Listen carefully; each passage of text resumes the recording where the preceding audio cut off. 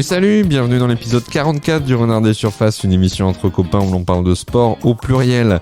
La Ligue 1 est de retour depuis quelques semaines et c'est l'occasion pour nous de faire une petite revue d'effectifs à l'approche de la date fatidique du 31 août, date de la fin du mercato. Donc ce soir, pour changer, bien sûr, on va parler de l'Olympique de Marseille. Avec moi, Gaëtan, qui était au stade ce soir pour voir la victoire de l'OM face à Saint-Etienne, et Martin. Comment ça va les gars ?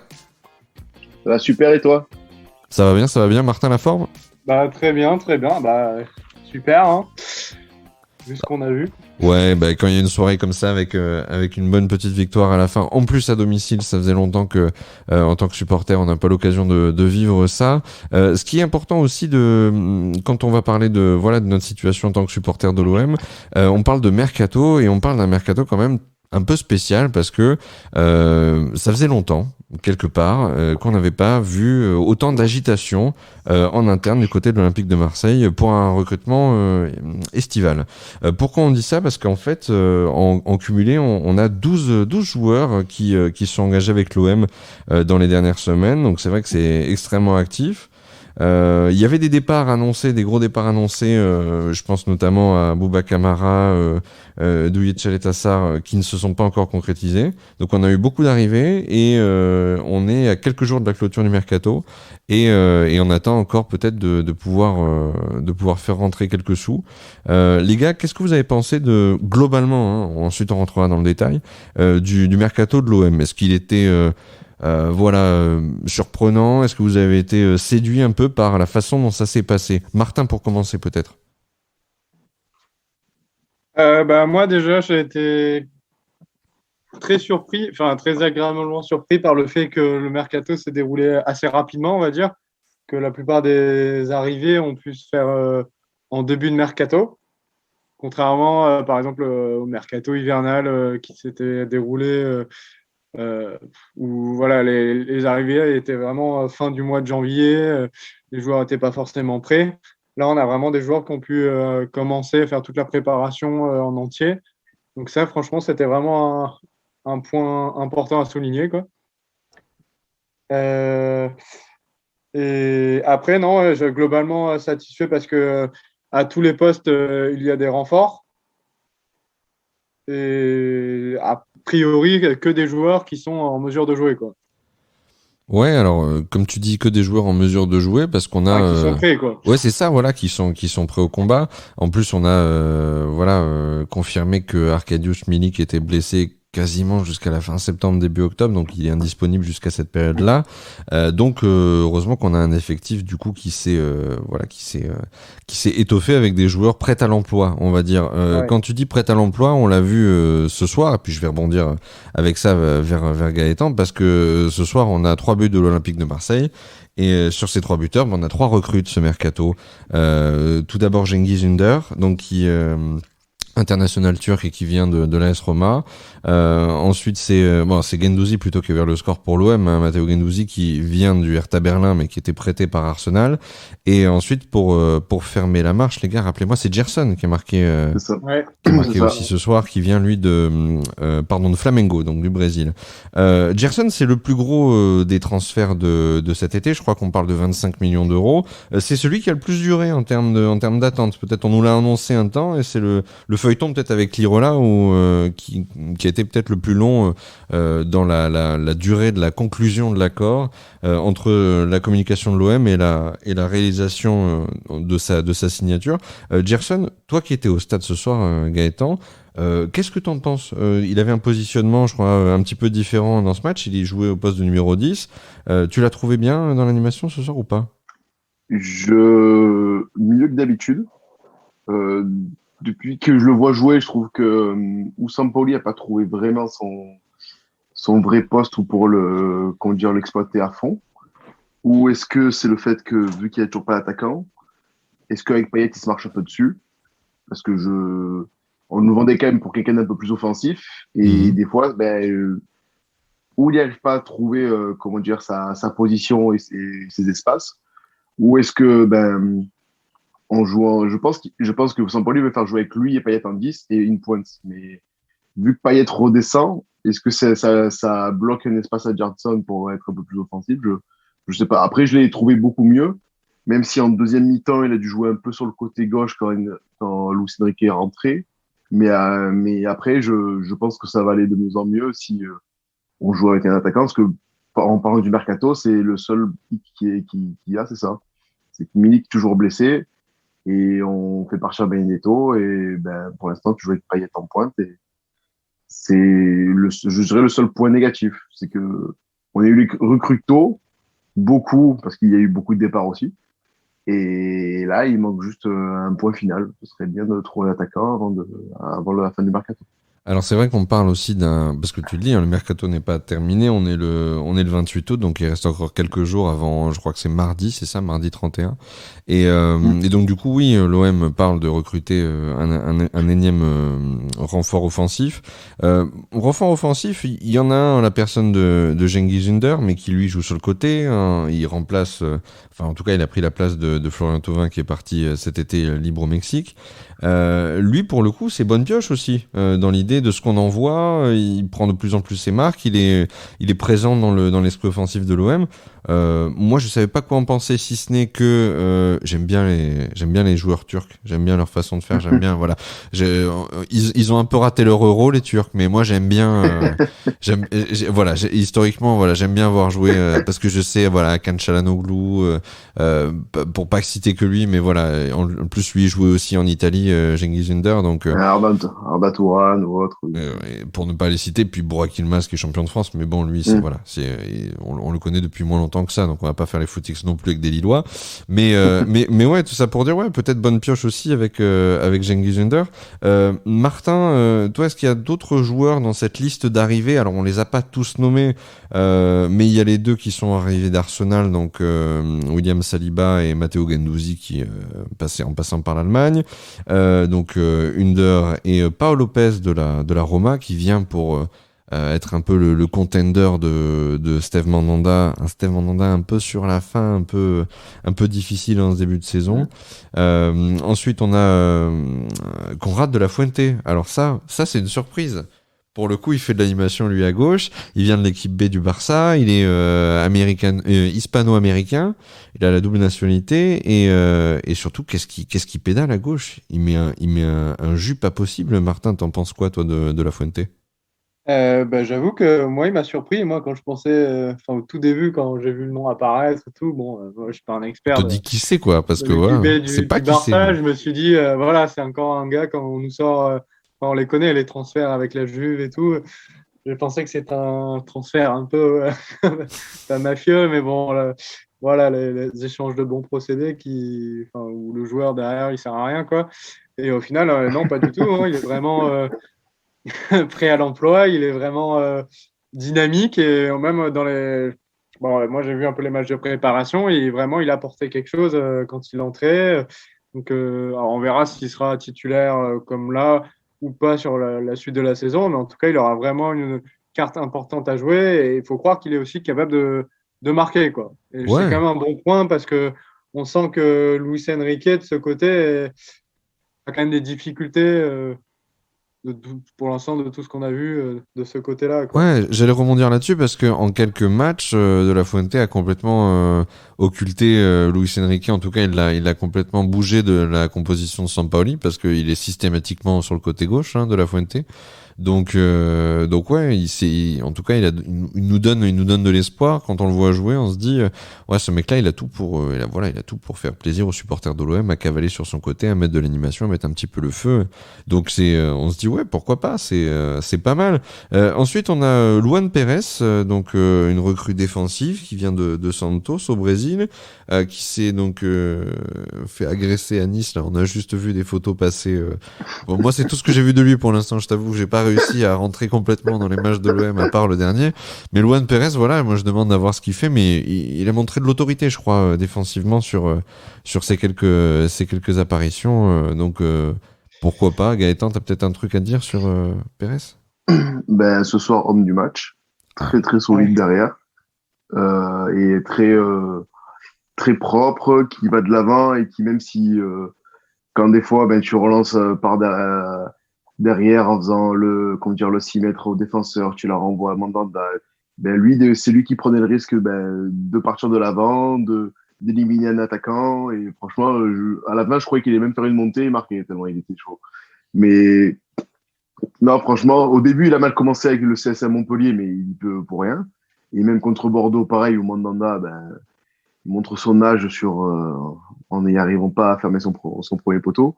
Mais je pense que lui, derrière, avec Balerdi et Saliba, ça va, je pense que ça va bien fonctionner, même si Saliba, je le trouve un peu trop dilettante 2-3 fois. Mais non, Luan Perez, non, je pense vraiment le bon défenseur argentin. On a eu Heinze, Luan Perez, c'est juste. Voilà. Il est brésilien, non? Ah, il est brésilien? Ouais. Ah, j'étais sûr qu'il était. Moi, vu le nom, j'étais sûr qu'il était argentin. Là. Ah, mais je te sens exigeant, Gaëtan, avec la nonchalance. Avec, je te sens très exigeant parce que on sent que voilà, retourner dans le stade, ça te donne un peu des envies, voilà, on te sent, voilà, il faut pas déconner, quoi. Il y a un moment, t'es sur le terrain, il faut que tu mettes tes tripes. J'ai l'impression que c'est ça que tu veux. Non, après, moi, le problème, c'est que Guendouzi a fait 2-3 mauvaises passes ce soir. Mais ce qui est bizarre, c'est que même pas il s'excuse. Il se retourne et on va dire qu'il des fois, il y a quand même des coéquipiers qui disent bon, ça va, on s'en fiche la première fois. Mais au bout de 3-4 fois, il repart, en plus avec sa touffe toute belle et même pas il vient à payer quoi. Désolé les gars, pardon, même pas, non. Ouais, il a fait deux relances deux pertes de balles assez dangereuses en première mi-temps. C'est ça, et il regarde personne et genre, ouais, j'ai dû la faire, cette boulette. Ouais, mais tu peux l'éviter. Ouais. Écoute, j'espère qu'il se fait souffler dessus un peu dans le vestiaire, à la limite. Je pense qu'Alvaro a dû lui dire 2-3 mots. C'est clair. Il y a aussi là c'est peut-être c'était le feuilleton le numéro 2 du mercato de l'OM cet été. C'est le retour cette fois pour de bon de Paul Lirola qui a fait un aller-retour à la Fiorentina là. Il est rentré ou il était titulaire ce soir, Lirola? Il est rentré. Il est rentré, ouais. Donc, on n'a toujours pas aligné un vrai latéral depuis titularisé un vrai latéral depuis le début de la saison.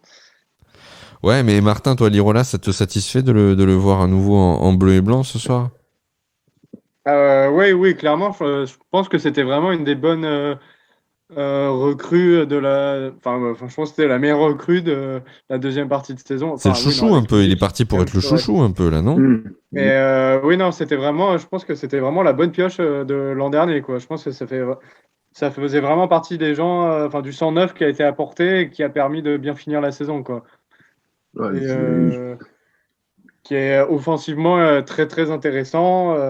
Donc ça fait plaisir quand même de le revoir et je pense qu'il doit correspondre à un système avec Sampaoli, quoi. Enfin, dans l'esprit de jeu de Sampaoli. Ah ouais, si on s'est battu, Gaëtan, tu allais peut-être dire ça, mais si on s'est battu pour le faire revenir avec autant d'insistance, c'est qu'il doit quand même être important aux yeux du coach par rapport à son projet. On parle beaucoup du projet de jeu de Sampaoli, en tout cas moi j'entends beaucoup parler du projet de jeu. J'entends les supporters marseillais quand ils passent en radio, ils sont là, ouais, le projet.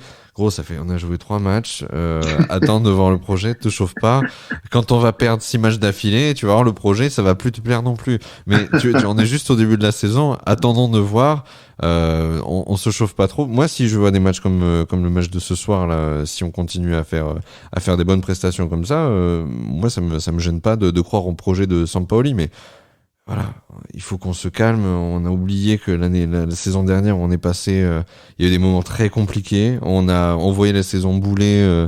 Je veux dire, au mois de février, on savait que c'était fini. Au mois de janvier, on savait que c'était fini, qu'on n'avait plus d'espoir pour accrocher une place qualificative avec des champions. Et on revient un peu par miracle pour aller chercher cette place en Europa League. Donc franchement, calmons-nous avec le projet Sampaoli. Moi, je prends les matchs un par un, honnêtement. Je vais vraiment être très prudent. On va prendre les matchs un par un. Et si on peut casser la gueule de Lyon, des autres, ok, pas de problème. Mais un par un. Voilà. Battons Saint-Etienne quand on les rencontre, battons Nice quand on les rencontre, battons Montpellier, et après on pourra. Non mais tu vois, mais parce que là tout le monde est hyper chaud, on s'enflamme tous là. Mais on sent le blues de l'Euro. On sent le blues de l'Euro. Voilà, c'est ça. Ça va passer. On va faire les éliminatoires. Là, il n'y a plus Giroud. Ça va mieux se passer.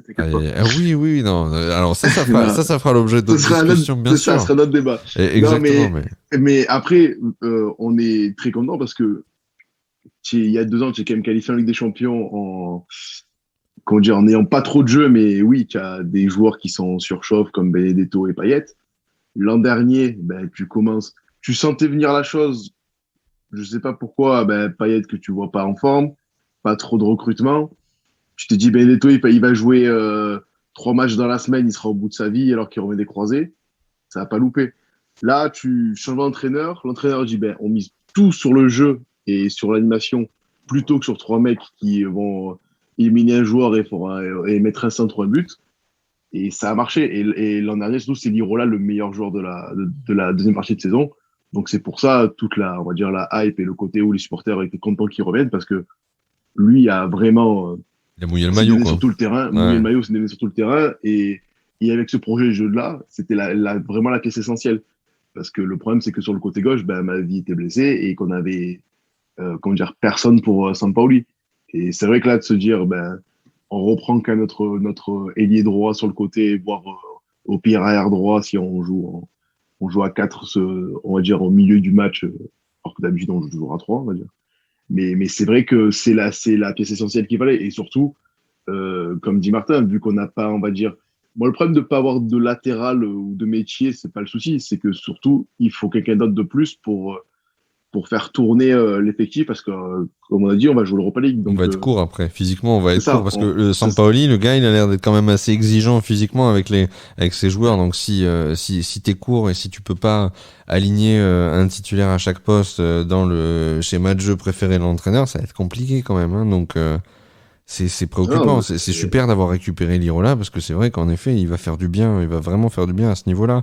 On a parlé des arrivées, les gars, mais il y a des départs potentiels, en tout cas qu'on annonce comme évidents depuis X semaines, X mois, mais on est à 4 jours de la fin du mercato et il se passe rien. Bon, donc du coup, Martin, voilà, j'allais te poser la question. On a parlé des arrivées à l'OM pendant ce mercato d'été. Mais il y a 2 joueurs qui animent encore les questions du départ, en tout cas qui posent question quant à leur maintien dans l'effectif de l'OM pour cette saison-là. C'est Douye Caleta-Car et Bouba Kamara. On en parle depuis des semaines. Ils sont censés être courtisés. Kamara, je crois, récemment par Séville. Et tu m'as parlé. Moi, je pensais West Ham, mais a priori, c'est plutôt Wolverhampton pour Caleta-Car. À quel moment ils s'en vont? Est-ce qu'on va vraiment les voir partir? Est-ce qu'on a intérêt? Parce qu'il y a des salaires importants pour Caleta-Car. Caleta-Car a déjà été mis sur le banc de touche, là, quand même. Hein. Enfin, franchement, je pense qu'il aurait encore sa place pour jouer. En termes de... Je pense pas que ce soit son niveau qui soit remis en question, mais c'est juste je pense qu'ils ont tranché, là. Ils rentrent pas dans le projet de jeu du coach. Dans le projet, il est sur le banc pour partir, quoi. Et donc, il va partir, hein, mais bon, ouais, voilà, on verra s'ils arrivent à choisir la bonne option, quoi. J'imagine ils essayent de voir pour en gagner le plus possible, mais bon, je pense qu'il faudra à un moment se contenter de ce que les gens te proposent. Alors, en effet, lui, je pense qu'il n'aura pas envie de partir pour peut-être Wolverhampton qui ne joue pas de Coupe d'Europe. West Ham, par contre, je pense que c'est quand même un bon plan. Quand même. C'est quand même ouais, c'est un peu plus attractif parce qu'il s'était qualifié l'an dernier, quoi, qui a bien tourné l'an dernier. Oui, c'est vrai qu'ils avaient fini 5e, je crois, ou il me semble. Ouais, je sais pas si on qualifie en Europa League en plus. C'est peut-être Leicester, non, qui finit 5e, non, je sais plus. On va vérifier, t'inquiète pas, j'ai mis une petite note, on va vérifier. Je dirais qu'ils finissent 6e, je pense, mais je suis pas sûr à 100%. Mais en tout cas, ce qui est sûr, c'est qu'ils avaient fait des belles prestations en première ligue et ils s'étaient montrés dangereux face aux gros contenders habituels. Ils avaient réussi à bien finir leur saison. Mais pour le coup, Caleta-Car, a priori, ferait plus partie du projet, comme tu le sous-entendais, Martin. Mais Kamara, je veux dire, est-ce qu'il est vraiment nécessaire que Kamara s'en aille? Parce qu'on disait qu'on avait besoin... il n'est pas encore parti, en effet. Non, mais je sais, mais justement... Et on en a clairement besoin, oui. Voilà, sûr, mais on a besoin de 2 choses pour Kamara. Théoriquement, on se disait que Kamara allait nous permettre d'alléger un petit peu, d'équilibrer sur le plan financier les comptes hein, par rapport au fair play, alors ensuite il y a la question du Covid qui permet de décaler ou en tout cas d'atténuer l'impact sur le fair play financier de tes mercatos, en tout cas de tes dépenses. Mais donc du coup, on est moins tendu qu'avant. Avant, on était sous le coup quand même d'une sanction du gendarme de l'UEFA. Donc je vous rappelle que Aulas essayait en permanence de nous faire pénaliser. Mais on a déjà été sanctionné, parce que... Oui, je chercherai d'ailleurs. C'était quoi, mais on a plus ou moins encadré dans certains trucs. Je me demande si on devait justifier d'une certaine nombre, d'une entrée, peut-être d'une entrée d'argent. Ouais. Mais en tout cas, voilà, on était sous le coup d'une sanction. Sursis pour plus, quoi. Qui a priori est levée, mais pour le coup, théoriquement, nous, ça fait des mois, voire peut-être 2 ans qu'on sait que Camara, il va falloir qu'il parte pour renflouer les caisses. Mais là, il part pas. A priori, les offres sont pas suffisamment intéressantes par rapport à ce que l'OM en attend, sauf que ça se bouscule pas au portillon, et qu'en même temps, Camara, il est pas si mal à Marseille parce que son apport dans le jeu est quand même très important, et du coup, est-ce qu'on a vraiment intérêt à ce qu'il s'en aille? Mais après, c'est une question de gestion. Khaled Takar, il faut qu'il parte parce qu'il n'y est plus de pas le faire partir au dernier jour du mercato et juste pour quelques millions. Je trouve ça une mauvaise gestion de Longoria. On est d'accord. Mais et que même si on va dire peut-être sportivement c'était peut-être pas ça, ça a été. Mais juste après qu'il soit pas parti, mentalement il s'est écroulé et ça se voyait sur le terrain. Et la différence c'est que lui, je pense pas comme Alvaro qui acceptera de être plus souvent sur le banc et de tourner et de jouer de temps en temps, les matchs du dimanche après Coupe d'Europe ou les derniers matchs de Coupe d'Europe si on est qualifié. Alvaro, il sera très bien content de faire plus 20 matchs que 50 dans l'année. Ce sera pas un souci. Après Camara, c'est avec Lirola l'un des meilleurs joueurs de l'OM. Le perdre, si tu le perds, tu veux le perdre cher, mais il faut pas être non plus trop gourmand parce que même s'il te dit qu'il veut re-signer quand même un an pour que l'OM garde des sous au pire l'an prochain, mais qui sait que tu le perds comme un joueur libre et voilà, tu perds tout, tu récupères toujours pas de sous. Ah ouais, mais tu veux pas le brader non plus, Gaëtan, parce que là, si clairement, comme tu dis, il s'en va, tu veux le faire partir, mais pour un bon prix, parce que son apport, il est important, tu l'as dit, c'est un des joueurs les plus importants à l'OM en ce moment. On n'a vraiment pas envie de le laisser partir pour 3 billets, quoi. Il en faut plus. Ah oui, non, c'est clair. Après, je pense que son départ est acté par rapport au fait que si Chelsea achète Koundé à Séville, ça peut faire décaler plusieurs joueurs et ça mettra dans la boucle Camara. D'accord, il rentrera dans le jeu des chaises musicales. Hein. Ouais, d'accord. Je pense. Et vu que Séville espère plus 50 millions que 40, donc ça se jouera, je pense, dans les derniers jours et je pense que ou Camara on le perd dans les derniers jours ou sinon, Koundé, tu parles de la fraude Koundé, parce que j'ai vu quelqu'un parler de la fraude Koundé récemment sur Messenger. J'ai entendu quelqu'un mal parler de Jules Koundé. Je dirais pas qui c'est. Mais je dirais pas qui. Voilà. Ils ont mal parlé de Jules Koundé. Ça, je te confirme. Ouais, il vaut peut-être pas 50 millions d'après. Si on demande à un de nos copains, il vaut pas 50 millions, Jules Koundé. Ouais, mais Mangala ne valait pas 80 millions. Ouais, il dit pas ça non plus. On va pas reparler de, des Mangala, d'autres, de Sissoko, voilà. Je pense à un truc. Ben voilà, tu me viens de me faire une passe décisive. Mais si Jalé Tassar va à Wolverhampton, il va enfin pouvoir jouer avec Sissoko. il va trouver le talonneur de l'équipe de France, l'ancien talonneur de l'équipe de France. Mais c'est pas Watford, Sissoko. Ah merde, c'est Watford. Putain, je suis vraiment une brêle. Ouais, on va la garder celle-là parce qu'elle est drôle. C'était monté ensemble, mais. Aïe. Les gars, juste un dernier mot peut-être parce qu'on a parlé du mercato de l'OM rapidement. On parlera du début de saison de l'OM plus tard parce qu'on va parler de Dieng. Ah, tu veux parler de Dieng? Parle de Dieng. Vas-y, libère-toi. Sens-toi libre. Ouais. Non, mais je sais plus. Dieng. Il fallait qu'il renouvelle un peu son contrat, parce que je crois qu'il avait envie de partir, quoi. Il avait un salaire vraiment très très bas, quoi. C'était un peu un manque de respect. Et a priori, il est quand même dedans, dans les matchs de préparation. Il avait l'air disponible et prêt à jouer. Peut-être qu'il aura une carte à jouer de temps en temps, quoi. Je crois que ça fait beaucoup rire Gaëtan, mais... Non, en fait, moi, c'est plus le côté, le salaire ridicule, etc. On dirait que j'entends l'agent de l'IAJ. C'est juste ça qui me... Oh, l'insulte.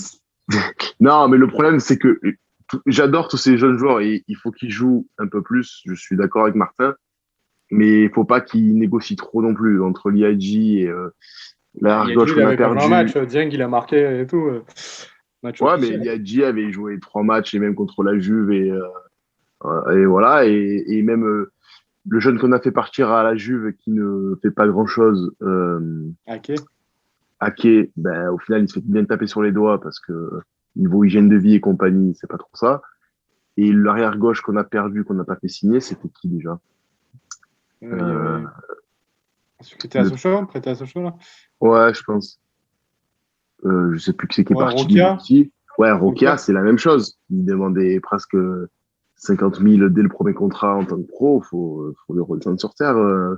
Je veux bien, mais au final, ces joueurs sont partis où ben, voilà, le seul qui pourrait prouver un peu à l'OM que comment dire, qu'on aurait dû peut-être le garder un peu plus ou autre, c'était quelqu'un comme Bergel. Bergel à Lorient, il est capitaine, il joue, voilà, il a réussi à se faire sa carrière au fur et à mesure. Mais je pense qu'il faut que ces jeunes-là se disent, faut prendre son temps. Ou tu es très haut, très vite, comme Nasri, comme Flamini, comme d'autres jeunes qu'on a eu à l'OM, ou comme les frères Ayou, ou sinon tu montes les étapes au fur et à mesure.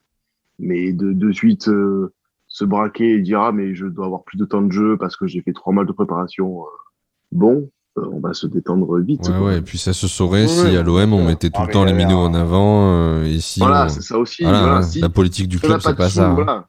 C'est ça, si on n'a pas de sous, ok, tu les fais jouer, mais si tu as quand même un minimum de sous, tu es très souvent en Coupe d'Europe, ben c'est pas eux que tu mets en avant, ou si comment dire, ils sont vraiment très bons sur le terrain, un mec comme Camara le montre, et sur le terrain, et il joue tous les matchs. Ouais.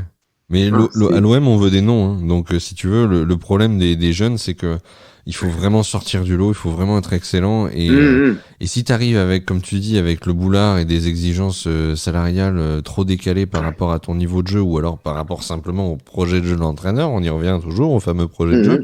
Mais ça sert à rien de demander monts et merveilles alors que tu seras pas sur la feuille de match.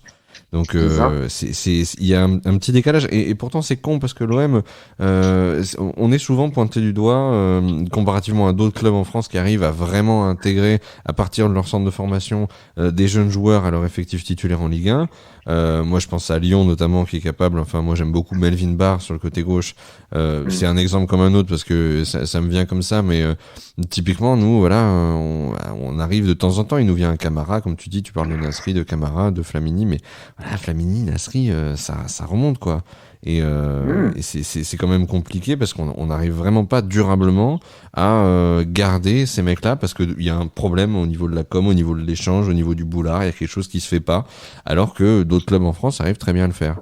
Donc c'est vrai qu'à la limite, si on doit pointer un truc à améliorer là dans la super nouvelle communication et la super nouvelle direction du président que tout le monde adore là, en ce moment, du président le plus bankable du sud de la France. C'est peut-être de mieux gérer le rapport avec les jeunes pour essayer de mieux les intégrer dans l'effectif type pour la Ligue 1 quoi. Non, je suis tout à fait d'accord avec toi et je pense après aussi là vu que niveau sportif, c'était assez en dents de scie sur les 3-4 ans où à un moment tu es bon, un moment tu es pas bon, de essayer de mettre des jeunes en plein milieu, c'était un peu galère quand même. Non, mais surtout que les jeunes, ça a été souvent, je pense à la période Garcia, l'arbre qui cache la forêt, l'arbre qui cache la forêt, c'est-à-dire que tu vas mettre les jeunes parce qu'en fait t'as que ça, parce que t'as plus que ça, parce que tout le monde est blessé, tout le monde est sur la brèche. Et au final, les jeunes, ils sont tellement cramés, ils se crament tellement que plus personne veut les voir. Voilà, c'est vrai que c'est un peu triste quand tu utilises juste les jeunes comme des pompiers de service et que après voilà, tu les as cramés et qu'ils ont plus d'espérance de vie dans le club, ils sont obligés d'aller voir ailleurs. Donc c'est un peu dommage. Mais c'est pas tout le temps ce cas-là parce que le cas de Liadji c'est quand même très particulier et il y en a eu d'autres avant lui qui se sont barrés à cause du pognon. Donc Liadji est champion de France. Après voilà. Ouais. C'est pas le cas de tout le monde. Ouais, sur le papier. Ouais, c'est ça. Sur le c'est clair. Dernière petite question, je pense qu'on va s'arrêter là, à moins que Martin veuille parler d'un joueur qu'on n'aurait pas nommé. Mais ouais, une petite question, parce que là, voilà, on parle du mercato de l'OM. Je vous cache pas qu'il va y avoir aussi un mercato tourné sur le club de la capitale. Qu'est-ce que vous pensez à tous les deux de l'arrivée de Messi dans le championnat? Est-ce que parce qu'on parle beaucoup de ruissellement, tout le monde, alors, il y a les pro-ruissellement, les contre-ruissellement, ceux qui te disent c'est génial l'arrivée de Messi, visibilité maximale sur la Ligue 1, superstar, c'est super, c'est que du bonus. Et d'autres qui te disent ouais, Messi c'était le Barça, ça a rien à faire à Paris, c'est pas ça. Les stars, je veux dire le foot business ne va jamais s'arrêter. Qui ils vont mettre avec maintenant, qui ils vont acheter. Vous êtes où? Vous êtes pro Messi, anti Messi, vous êtes entre les deux? Expliquez-moi. Martin peut-être pour commencer. C'est sûr que c'est assez perturbant de se dire que tu es capable d'intégrer Messi dans ton effectif, quoi. Après, voilà, maintenant qu'il est là,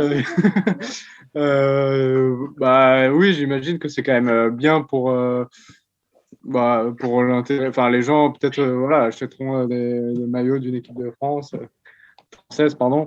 Peut-être que les gens regarderont certains matchs de la Ligue 1, mais bon, je sais pas s'il y aura un impact énorme. Est-ce que ça va durer très longtemps? Parce que bon, Messi, il ne reste pas non plus énormément d'années. Là, il pense plutôt à se décharger de Mbappé plutôt que du jeune joueur et pour recruter du plus vieux. Donc, c'est assez surprenant, quoi. Mais bon, pourquoi pas, quoi. Ouais, non, mais le mercato. Il, Vas-y, je t'en prie, Martin, continue. Je pense que voilà, on va voir la Messi dès qu'il va mettre un pied sur le terrain, s'il est là pour jouer un match sur deux comme Neymar ou s'il est là pour gagner un titre, quoi. Moi, j'ai du mal à les mettre sur un pied d'égalité, même si, à titre personnel, je suis beaucoup plus, je me sens beaucoup plus fan d'un Cristiano Ronaldo que de Messi. Mais à titre perso, je trouve que c'est quand même dingue parce que c'est un ovni. Je le considère quand même comme un ovni, même s'il est vieux, même si en tout cas il vieillit, même s'il se rapproche de la fin et même s'il lui reste encore pas mal d'années à jouer. C'est que ça reste quand même un ovni, le gars. Et me dire qu'il vient fouler les pelouses de Ligue 1 avec Neymar qui a joué, très joli stat, je le place au passage. Et Neymar, en fait, en 4 ans PSG, il a joué moins de matchs en cumulé que Pedri sur toute la saison dernière, Euro compris. Donc, quand tu mets... moi, j'ai du mal, tu vois, à mettre Neymar et Messi sur un même pied d'égalité parce que pour moi, c'est quand même la classe au-dessus. Même si Neymar, c'est très fort, on l'a pas assez vu jouer pour en être certain. En Ligue des Champions, Mbappé a fait le taf alors que Neymar était pas là. Là, tu mets Messi. Moi, j'ai du mal à pas quand même m'enthousiasmer, même si je suis pas supporter de Paris. Je me dis, waouh, c'est quand même énorme d'avoir Messi en Ligue 1. Gaëtan, toi, tu penses peut-être différemment. Je pense un peu, si quelqu'un veut, comment dire, qui en dehors du foot voit ça, il dit, ah ouais, c'est magnifique. Je pense qu'il faut le contextualiser. Le problème, c'est qu'on va pas oublier qu'il y a eu le Covid. Quel club a des sous et qui en a à perte de vue? Le PSG, City et peut-être les États-Unis si quelqu'un a beaucoup de sous. Tout le monde, le problème, c'est que Messi voulait partir l'an dernier, il n'est pas parti. Donc il dit qu'il voulait rester, il voulait rester, mais il va quand même pas négliger l'aspect salarial.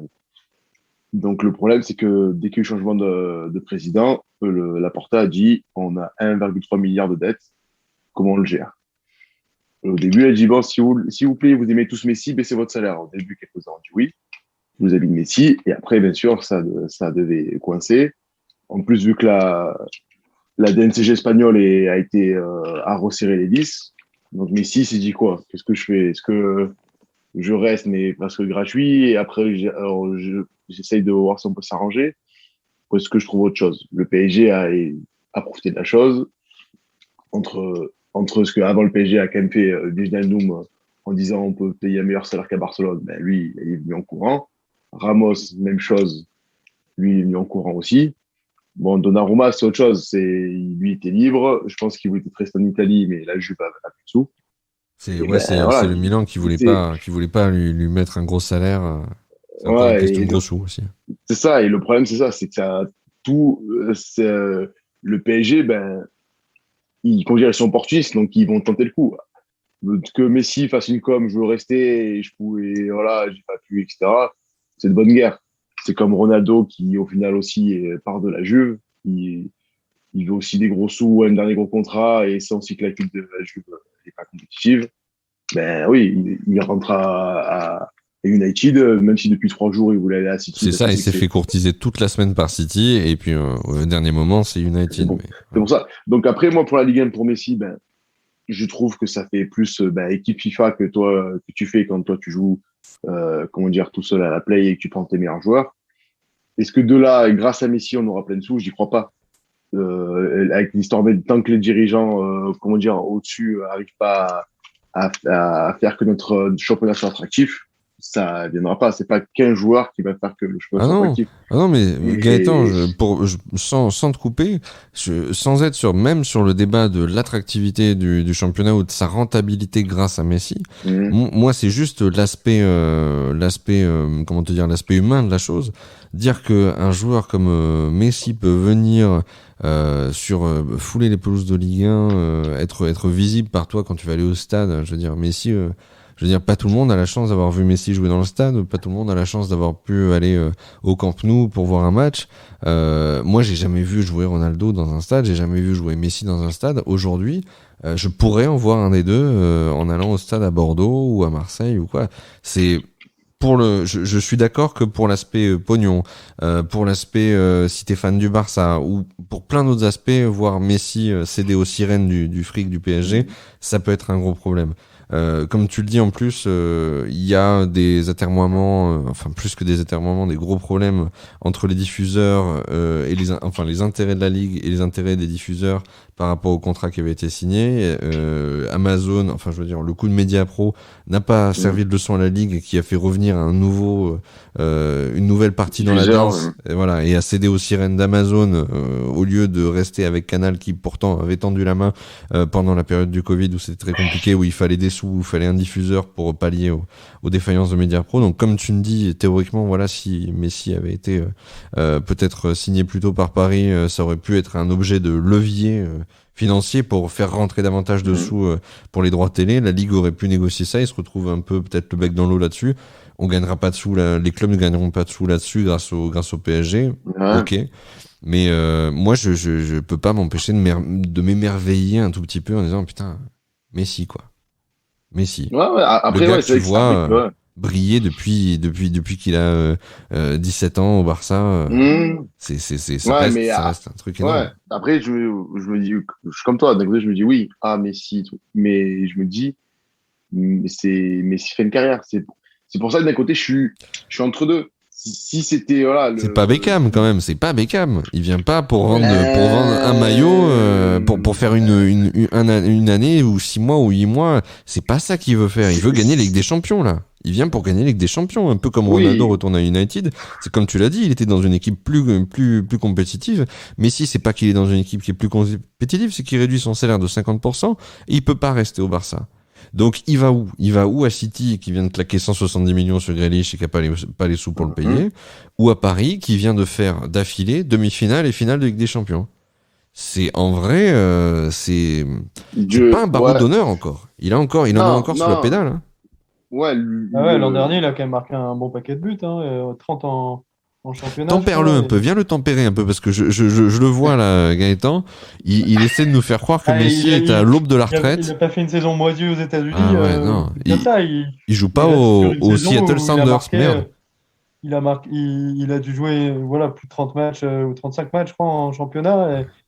Enfin, il a quasiment tous joué les matchs l'an dernier et il a marqué quand même son lot habituel de buts. Hein. Bon, voilà, il n'est pas sur une saison, il en a marqué 50, hein, mais bon, voilà, il a quand même marqué un. Enfin, il a moyen d'être très performant. S'il est venu avec l'idée voilà, gagner un titre, je pense qu'il est capable d'être performant, d'être au même niveau qu'il était au Barça. Et je pense que voilà, il va sûrement virer les supporters parisiens. Quoi. Vas-y Gaëtan, je sens que tu ouais, donc après, t'en as si gros. on va parler sportivement, on va se rappeler que il y a 2 ans, il a pris un 8-2 contre le Bayern et il n'a pas existé. Et que l'an dernier, Il était dans les cages? Il était dans les cages, Messi. Je suis fan de bah, Ronaldo, moi. Je suis fan de Ronaldo. Tu m'obliges à défendre non, Messi, c'est pas bien. non, et même l'an dernier, il part dans la Ligue des Champions contre le PSG et il met un très beau but. Mais après, dans le jeu, le Barça, il n'y est pas du tout. Et le problème, c'est que quand on parle sportivement, ils ont gagné une Coupe d'Espagne L'an dernier, ils sont jamais dans la lutte pour le titre. Et Oui, en Ligue des Champions, c'est pas ça du tout. Ils jouent contre ça la explique Juve de son départ. Ronaldo. Oui. Oui, Enfin, oui. le Mais après, Barça, c'est vraiment l'équipe qui a pris le plus de tôle de tous les clubs, quoi. Ils sont C'est sur une même, fin de cycle, hein. Évidemment, oui, Martin, tu as raison. Hein. je suis même bien d'accord, Dijon, ils n'ont pas pris mais autant de tôle que le Barça. ouais, mais comme on dit, le Messi c'était Barça, le Barça c'était Messi et inversement. Mais donc tout reposait sur Messi. Ok, si tu reposes tout sur un seul joueur, mais que tu n'es pas performant collectivement, c'est quoi le problème? C'est Messi ou c'est autour? Il faut se poser la question aussi. Le problème est là, c'est si dans le système de jeu, comme on parlait au début de l'émission avec Olivier, si dans le jeu que tu crées et que tu crées autour de Messi, ça ne marche pas au final, enfin, sportivement, c'est qui le problème? Le système, les joueurs ou ton joueur phare? Moi, je dirais plus ton joueur phare qui est en fin de carrière, qui mettra ses buts, ses coups francs, qui met beaucoup plus facilement que ses pénaux, mais qu'après, dans le jeu, ça marche plus. Moi, C'est- j'entends ton avis, Gaëtan. D'ailleurs, on va, à part si Martin, tu veux rebondir une dernière fois pour le mot de la fin, mais je pense que on en a assez dit sur Messi. Voilà, c'était l'idée. Voilà, comme quoi, c'est vraiment quelque chose qui est clivant. Voilà, c'est arrivé. Elle va vraiment poser question. On va voir ce qui se passe demain contre Reims. En tout cas, bon, on regardera sûrement le match dimanche soir. Ça sera sa première apparition. On va voir un petit peu comment ça se passe. Mais moi, je suis convaincu, et tu as le droit de penser le contraire, Gaëtan, hein, mais je suis convaincu qu'il est pas venu pour enfiler des perles à la Lionel. Donc même si, enfin, s'il pouvait éviter de venir nous humilier à la maison, ça serait quand même très très bien, parce que c'est quand même un peu compliqué d'imaginer qu'on va avoir Messi face à Mandanda dans l'état dans lequel il est là. Moi, ça me rassure pas. Mais voilà, il va faire partie de la Ligue 1. On va avoir l'occasion de le voir de manière plus régulière, et on pourra affiner notre jugement aussi à ce moment-là. On va le laisser fouler quelques pelouses, et on pourra avoir un jugement plus, on va dire, plus concret, plus adapté, voilà, à la situation. Martin, tu veux dire quelque chose ou pas? Je te donne la parole une dernière fois. Rien de particulier. Non, enfin, c'est un choix qui n'est pas forcément illogique pour Messi. Je Il pense. fallait qu'il tourne la page de ce Barça qui déclinant, enfin, je sais pas, qui est vraiment Ouais, sur une fin de une cycle, hein. grosse génération, quoi. Ouais, complètement. Ah non, mais de toute façon, moi j'aurai probablement ce débat avec des supporters parisiens qui me diront que c'est génial d'avoir Messi dans leur équipe, et que c'est vraiment super, que maintenant Mbappé il faut qu'il dégage, Oui. parce que tu comprends la merde. C'est pas Là, lui qui changera l'issue de la saison du PSG, je sais pas. Hein. ah ouais. Non, mais là je me demande, on est le 28, je me demande ce qui nous prépare. Parce qu'il nous prépare forcément quelque chose, ou alors ça garde Mbappé, et à ce moment-là t'as la M&M's devant, Messi, Neymar, Mbappé. Ou alors Mbappé s'en va, et t'as une troisième Tortue Ninja qui arrive mais on sait pas qui c'est encore, mais un mec énervé, on sait pas. Ouais. Un grand blond qui vient de Dortmund ou un truc comme ça, mais ça ferait très très mal si ça se fait. Ouais, j'aurais pensé que Ronaldo serait arrivé. Oh, et alors ça, ouf. Alors là, oui, là pour le coup, t'es dans l'équipe FIFA là. Là vraiment, t'es dans oui, non, mais c'est vrai t'es que dans moi, l'Ultimate Team là. c'est que c'est ouais, C'est plus les galactiques, c'est les éternels, quoi. C'est le 11 de légende. T'as le 11 de légende. pas mal, C'est terrible. Pas mal, les éternels, pas mal. Ah ouais. Je prends. Bon. Non, après, je sais que c'est les vieux galactiques. Ça fait vieux galactique. Après, à voir comment ça se passe. Je pense pas que ce sera en Ligue 1 si Messi met des doublés tous les week-ends qu'on verra son niveau. Ce sera plus quand ils vont jouer contre City l'aller-retour. C'est évident. Ouais. Voilà. Et contre Salzbourg, une équipe qui fait que courir, on verra vraiment si ça peut marcher. Ce sera plutôt sur des matchs là. Sur le PSG, c'est toujours la Coupe d'Europe qui prédomine. Hein. Si c'est pour arriver et en poule se faire montrer qu'en poule déjà, même l'an dernier, ils ont galéré, et s'ils vont regalérer cette année, et ok, ben tu chopes un vieux Barça, et en quart, ils ont gagné, et tu chopes le Bayern sans Lewandowski, oui, tu vas aller jusqu'en demi. L'an dernier en Ligue des Champions. Qu'est-ce qu'il y a? Ils avaient eu du mal l'an dernier, le PSG, je ne me rappelle même plus. Ah, si, parce qu'ils ont joué contre Manchester et contre le Leipzig, ils perdent contre le Leipzig en poule, ils perdent contre Manchester. Ouais. Non, oui, ils c'est arrivent à vrai, gagner. bien sûr. Contre Ils arrivent à Leipzig, c'est gagner parce compliqué, que, ils perdent contre Leipzig. Contre Manchester, ils arrivent à gagner parce que Cavani sait pas faire un lob et la met sur la barre. Ils Ouais. auraient pu très bien sortir de poule. c'est pour ça qu'il faut vraiment des fois remettre toute l'histoire. Et c'est pour ça que moi, Messi, j'avoue que je suis plus Ronaldo que Messi. J'adore quand même Messi, mais le problème, c'est que quand on voit 3-4 ans les matchs en Ligue des Champions, c'est pas non plus lui qui fait monter l'équipe en haut. Il la fait pas couler, mais c'est pas loin non plus. À voir comment ça va s'adapter hein, dans le dispositif du Paris Saint-Germain. Voilà. Et pour l'entraîneur, je trouve que c'est plus un problème qu'autre chose parce que comment tu fais gérer défensivement et niveau l'animation offensive, ça va être un casse-tête pas possible pour Pochettino. Je lui laisse le bébé à volontiers. Hein. Bah, écoute, moi je compte sur nos insiders, mes insiders parisiens là que je vais interroger sans doute d'ici la fin du mercato, une fois que ça sera terminé, qu'il y aura plus de surprises, tu vois. Et je leur poserai la même question qu'à vous, alors Messi et puis éventuellement les autres hein, qui arriveront peut-être d'ici mardi. Les garçons, merci vraiment beaucoup pour votre participation à l'épisode ce soir. C'était vraiment super de parler de l'OM. Alors on a fait une petite digression, forcément, mais on est obligé hein, sur les récentes arrivées dans le championnat de France, en tout cas les plus brûlantes, les plus excitantes. Et voilà, on n'est pas mécontent du mercato de l'OM, c'est ce qui ressort et on a hâte de voir si le dispositif, le projet de jeu de Marseille va pouvoir s'accorder en tout cas avec ce recrutement. Merci à toi Gaëtan pour ton avis avisé, mais quelque peu quand même chargé de sel et d'amertume, je note. Hein, on n'aime pas on va surveiller la nonchalance de certains. Je sens que tu vas être le capot le plus énervé, le plus tendu en virage. Je sens que ça va être chaud. Et Martin, de ton côté, écoute. À distance, ça sera moins facile, mais j'espère qu'on pourra s'organiser malgré le Covid, parce qu'on s'approche quand même doucement de situations où on peut de plus en plus retourner dans les stades, qu'on pourra se faire une petite réception éventuellement de l'OM à Bordeaux. Ça serait quand même super cool d'arriver à péter ce record, le record des Bordelais. Ils ont qu'un match à gagner, à pas perdre dans l'année, c'est contre Marseille à domicile, donc. Voilà, ça serait quand même bien qu'on arrive à faire ça tous ensemble, ça serait super de péter ça. Donc vraiment très bonne soirée à vous les gars, merci encore pour votre participation à l'épisode, c'était super cool.